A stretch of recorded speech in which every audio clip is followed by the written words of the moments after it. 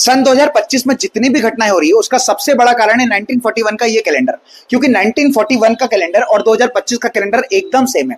दिन, तारीख, त्योहार सब कुछ एकदम हूबहू, क्योंकि 1941 में भी सोवियत संघ और ब्रिटेन ने मिलकर ईरान पर हमला किया था और 2025 में भी इजराइल और यूएसए मिलकर ईरान पर हमला कर रहे हैं। सन 1941 में जर्मनी ने सोवियत यूनियन के हॉस्पिटल और स्कूल पर हमले किए थे और सन 2025 में भी ईरान ने इजराइल के स्कूल और हॉस्पिटल पर हमले करके उनको नष्ट कर दिया। सन 1941 के चाइना के चोंगक्विंग शहर में एक भगदड़ मची थी जिसमें 4000 लोग मर गए थे और सेम घटना सन 2025 में दोहराई गई जिसमें आरसीबी की भगदड़ में कई लोग मारे गए। सन 1941 में भी कई प्लेन और ट्रेन हादसे देखने को मिले थे और 2025 में भी एयर इंडिया का प्लेन क्रैश हुआ। सन 1941 में टाइफस नाम की एक महामारी फैली थी जिसमें हजारों लोगों की मौत हो गई थी और सन 2025 में भी कोरोना की नई लहर की शुरुआत हो चुकी है। सन 1941 में सेकंड वर्ल्ड वॉर हुआ था जिसमें दुनिया की 3% आबादी खत्म हो गई थी और सन 2025 अभी आधा बाकी है। क्या ये सिर्फ एक इत्तेफाक है या 80 साल बाद लौटा एक ऐतिहासिक श्राप? अनबिलीवेबल।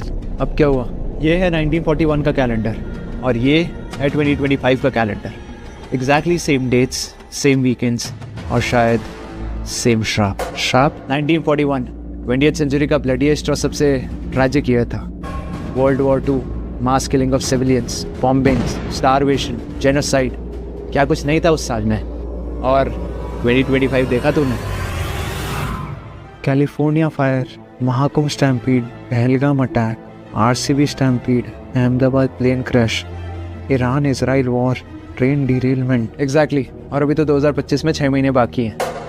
ये कोई कोइंसिडेंस नहीं है अमित, हम एक टाइम लूप में हैं। ईयर 1941 इज रिपीटिंग इटसेल्फ, लेकिन इस बार और भी खतरनाक तरीके से। इस हिसाब से 2019 जिसमें कोविड पेंडेमिक आया था, करोड़ों लोग मरे थे, उसका कैलेंडर भी एग्जैक्टली सेम है 1918 के कैलेंडर से। और उस टाइम पे भी स्पेनिश फ्लू आया था और उसमें भी करोड़ों लोग मरे थे। ओह माय गॉड, अगर हमने इस लूप को पूरा डिकोड कर लिया तो क्या हम फ्यूचर देख पाएंगे? ना ही सिर्फ देख पाएंगे बल्कि शायद बदल भी पाएंगे।